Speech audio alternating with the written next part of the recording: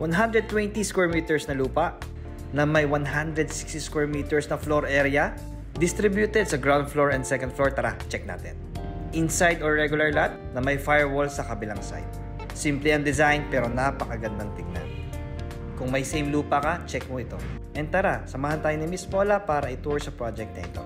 Dito sa right side ay may carport tayo para sa isang sasakyan na merong proper shading. Nakataas tayo ng around 3 steps galing sa sidewalk. And solid ang ating pinaka main door. Pagpasok, makita natin ang living area, ang dining area, at syempre ang pinaka kitchen area natin. Salt and pepper granite countertop na may mga overhang cabinets, and mini storage sa ilalim ng stairs natin.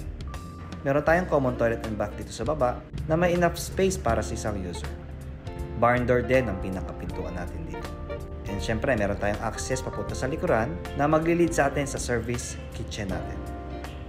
May access na rin ito galing sa carport.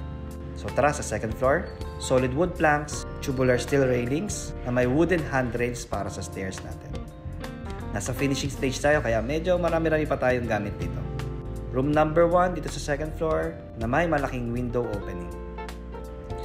And lipat naman tayo sa kabilang space, ang room number 2 na almost same layout lang din doon sa pinakakabilang room natin. And tara, proceed naman tayo sa room number 3 na may corner window and mas maraming access sa natural light and ventilation at may sariling toilet and bath. And last, tara i-check natin ang kanilang balkonahe na accessible sa lahat ng users.